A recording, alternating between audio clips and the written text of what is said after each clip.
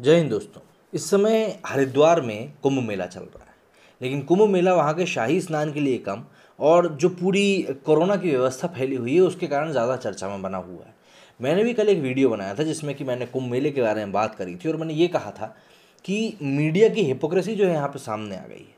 अब यहाँ पे कई लोगों ने इस बात को मिसइंटरप्रेट कर लिया कि भाई मैं कुंभ मेले को तबलीगी जमात का जो पूरा कांड हुआ था लास्ट ईयर उससे कंपेयर कर रहा हूँ।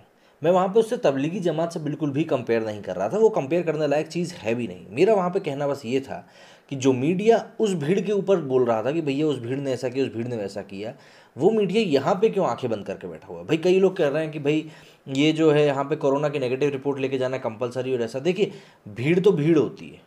अब वहाँ पे और भारत की कानून व्यवस्था को अगर आप भाई थोड़ा बहुत तो हम सभी जानते ही हैं ना कि किस तरीके से काम होता है। मुंबई का भी वो स्कैम सामने आया जिसमें कि बाहर से आए हुए लोगों को कंपलसरी क्वारंटीन करना ज़रूरी था। वहाँ पे लोग 10-10 हज़ार ऊपर देकर बाहर निकलते जा रहे थे। तो फिर ये तो कुंभ मेला है और वहाँ पे हम एयरपोर्ट की टाइट सिक्योरिटी की बात कर रहे हैं। तो खैर वो सब बातें बात की हैं, बहस करने के लिए सब चीज़ें ठीक हैं। लेकिन यहाँ पे मैं बस एक बात क्लियर करना चाहता हूँ कि मैं तबलीगी जमात से कोई कुंभ मेले को कंपेयर कर नहीं रहा था, क्योंकि दोनों चीज़ें एक दूसरे से कंपेयर करने लायक है भी नहीं। कहाँ राजा भोज, कहाँ गंगू तेली, अब आप सभी जानते हैं। तो इस सभी चीज़ को लेकर अभी पूरे देश में एक चर्चा का विषय बना हुआ है कि भाई आखिर ये सब चल क्या रहा है, और इसको लेकर अलग अलग लोगों ने अपने मत जो है सामने रखना शुरू कर दिए हैं कि भाई कौन सी चीज़ किस तरीके से हो रही है। तो उत्तराखंड के हरिद्वार में 1 अप्रैल से कुंभ मेला चल रहा है। मेले के भव्य दृश्य को देखकर इंटरनेट पर लोग इसकी आलोचना कर रहे हैं। दुर्भावनापूर्ण इरादे के साथ सोशल मीडिया पर सेक्युलरों ने कुंभ की तुलना निजामुद्दीन मरकज़ के तबलीगी जमात से करना शुरू कर दी, जबकि दोनों ही घटनाओं में साफ मूलभूत अंतर है। बावजूद इसके देश के तथाकथित सेक्युलर फैब्रिक को बचाने के नाम पर सोशल मीडिया पर एक हताश वर्ग इसे तबलीगी जमात से जोड़ने में लगा हुआ है। ये लिबरल, वामपंथी और कट्टरपंथियों का समूह गलत सूचनाओं के आधार पर इसे कोरोना नियमों का उल्लंघन साबित करते हुए अपना प्रोपेगेंडा सेट करने में लगा हुआ है।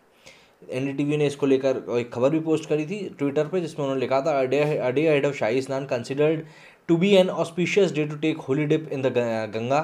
मोर than 1 lakh devotees were seen on the banks of the river in clear violation of कोविड-19 रूल्स। ये इस तरीके से एनडीटीवी ने एक ट्विटर पर पोस्ट डाला था। उत्तराखंड सरकार ने कुंभ मेले के आयोजन को सख्त नियमों के पालन के साथ अनुमति दी है।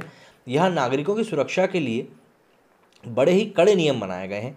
मेले में आने से पहले लोगों को कोरोना के आरटी-पीसीआर टेस्ट की नेगेटिव रिपोर्ट होनी चाहिए, जो कि 72 घंटे से अधिक पुरानी नहीं होनी चाहिए। यही कारण है कि इस वर्ष भीड़ पिछले वर्षों की तुलना में बहुत कम है।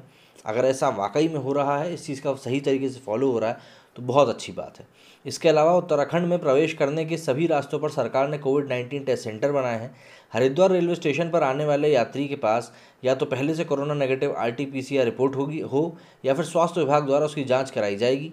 हर की बॉडी में सैनिटाइजर डिस्पेंसर लगाए गए हैं। इसके अलावा विशेष कोविड-19 आइसोलेशन सेंटर भी बनाए गए हैं। मास्क और सोशल डिस्टेंसिंग की समय सीमा को भी आगे बढ़ाया जा सकता है। इसीलिए कोरोना संक्रमण को रोकने के लिए कड़े नियम लागू किए गए हैं। जबकि पिछले साल मरकज़ निज़ामुद्दीन में तबलीगी जमात वालों ने ऐसी किसी भी सावधानी का पालन नहीं किया था। ये हम सभी जानते हैं किस तरीके से डॉक्टरों के साथ अभद्र व्यवहार की सूचनाएं सामने आई थी, वो भी हम सभी जानते हैं। और किस तरीके से लोग छुप छुप कर भाग रहे थे, ये भी हम सभी जानते हैं। वो महामारी का शुरुआती दौर था और उस दौरान कोरोना वायरस का फैलाव उतना नहीं था जितना अभी है। जमातियों ने कोरोना के नियमों का सही तरीके से पालन नहीं किया था, जिस कारण हज़ारों लोग संक्रमित मिले थे। मरकजी जमातियों ने जानबूझकर संक्रमण के हालात को बदतर बनाने के लिए इसे छिपाए रखा। निज़ामुद्दीन मरकज़ के लोगों ने कोरोना वायरस को देश भर में फैलाया। अधिकारियों की अपील के बावजूद मरकजी सामने नहीं आए, लेकिन जब प्रशासन ने जमातियों को ट्रेस कर लिया तो इन्होंने हिंसा की, क्योंकि ये लोग खुद को आइसोलेट नहीं करवाना चाहते थे। इस तरह की तस्वीरें लगातार पिछले साल की शुरुआत में सामने आई थी। यहाँ तक कि जिन लोगों को अस्पतालों में आइसोलेशन सेंटरों पर रखा गया था, वहाँ भी इन शातिरतों ने घृणित आचरण का परिचय दिया। इन्होंने नर्सों का यौन उत्पीड़न करने की कोशिश करी और डॉक्टरों पर संक्रमण फैलाने के उद्देश्य से थूका था। इन सभी चीज़ों के भी वीडियो सामने आए थे। तबलीगी जमात की इन्हीं हरकतों की वजह से उनकी छवि पूरी तरीके से नकारात्मक हो गई। अगर तबलीगी जमातियों का मामला केवल निज़ामुद्दीन के मरकज़ तक ही सीमित होता तो शायद लोगों की संवेदनाएं इनके साथ होती, लेकिन इन्होंने गाज़ियाबाद के अस्पताल में बहुत ही घटिया हरकत की थी। ये न केवल पूरे अस्पताल में नग्न होकर घूमते थे, बल्कि महिला स्वास्थ्य कर्मियों के साथ छेड़खानी भी करते थे। जमातियों ने खुले में शौच किया और पूरे सरकारी तंत्र को चुनौती दे दी थी। इन सभी चीज़ों की तस्वीरें पिछले साल लगातार सामने आई थी और इन्हीं चीज़ों के कारण तबलीगी जमात की जो आलोचना हुई थी वो जाहिर तौर पर सभी ने सही मानी थी। उदाहरण के तौर पर दिल्ली में कई बार जमातियों के स्वास्थ्यकर्मियों पर थूकने की घटनाएं सामने आई। कानपुर में जमातियों ने अस्पताल के कर्मचारियों के साथ दुर्व्यवहार किया। कुछ स्थानों में इन्होंने गोमांस तक की मांग की। ये कुछ घटनाएं हैं, बाकी इनके कारनामों की फहरिस्त बहुत ज़्यादा लंबी है, जैसा कि मैंने कहा हर जगह की बात है। इसके उलट कुंभ मेले में इस तरह की कोई भी घटना सामने नहीं आई। यहाँ भक्त धार्मिक आयोजन को देखने के लिए आते हैं और धार्मिक ज्ञान का लाभ उठाते हैं। जो लोग कुंभ जैसे पवित्र मेले की तुलना जमातियों से करते हैं, उन्हें इनकी हरकतों के बारे में जानना चाहिए। इसके अलावा इस बात के भी सबूत हैं कि कोरोना वायरस का संक्रमण बंद स्थानों की अपेक्षा खुली जगहों में काफ़ी कम होता है।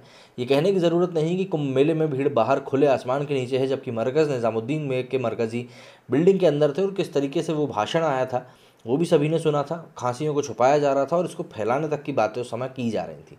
इस जानकारी के जरिए दोनों घटनाओं की जा रही झूठी समानता में अंतर बताया गया है। इस तरह की पूरी तुलना को ही लोग बकवास बता रहे हैं। सीधी सी बात है, इन चीज़ों के बारे में जिन लोगों को पूरी जानकारी नहीं है उनको इस बारे में बात करनी भी नहीं चाहिए। और ये चीज़ इसीलिए भी सही है क्योंकि पूरे के पूरे अगर नियम जो बताए जा रहे हैं कि भाई जिस तरीके से हर एक एंट्री पे सारे टेस्ट सेंटर बनाए गए हैं और नेगेटिव रिपोर्ट ज़रूरी है, अगर वो सभी चीज़ों का फॉलो किया जा रहा है तो वाकई में ये सही है। अन्यथा ऐसी जगहों पर कोविड फैलते देर लगती नहीं है। वहीं दूसरी चीज़, तबलीगी जमात के साथ कई सारे ऐसे नेगेटिव एस्पेक्ट जुड़े हुए थे जो कि उस समाज के लोगों ने डॉक्टरों के साथ अभद्र व्यवहार किया था, गलत तरीके से वहाँ पे उन लोग रहे थे। आइसोलेशन सेंटर में जब उनको रखने की बात की जा रही थी तो वो लोग वहाँ रह भी नहीं रहे थे और कई तरीक़ों से इस चीज़ को उन्होंने नेगलेक्ट करने की कोशिश करी थी कि भाई ये जो चीज़ें हो रही हैं उसको उन्होंने बिल्कुल भी सीरियसली नहीं लिया था। हालांकि अभी देश में जिस तरीके से कोरोना के मामले बढ़ रहे हैं वो वाकई में चिंताजनक है और इस समय सभी लोगों को सावधानी बरतने की पूरी ज़रूरत है। अलग अलग तरीके से अब जो आंकड़े सामने आ रहे हैं उससे संक्रमण का फैलने का तरीका भी बदल चुका है, सिम्टम्स बदल चुके हैं, जिस तरीके से वो लोगों पर अटैक कर रहा है वो तरीका बदल चुका है। तो ऐसे में डॉक्टर्स ने ये भी सलाह दी है कि भाई लोग अब अपने आप से जाकर किसी भी तरह के टेस्ट वगैरह ना कराएं। दवाइयाँ सरकार ने पूरी तरीके से बता दी कि भाई जिनको भी ऐसा लग रहा है कि थोड़े बहुत भी सिम्टम्स हैं वो दवाइयाँ लेना शुरू कर दें। इसी बीच सबसे ज़्यादा जो मामले सामने आ रहे हैं वो इस समय महाराष्ट्र से सामने आ रहे हैं और महाराष्ट्र में लॉकडाउन लगाने को लेकर अभी भी विपक्षी पार्टियों में और बाकी के दलों में पूरी तरीके से विरोधाभास जारी है। क्योंकि अगर वहाँ पे लॉकडाउन लगता है तो लोगों के खाने पीने की किल्लतें पड़ने लगेंगी दोबारा से, नौकरियाँ जाने का खतरा अलग है।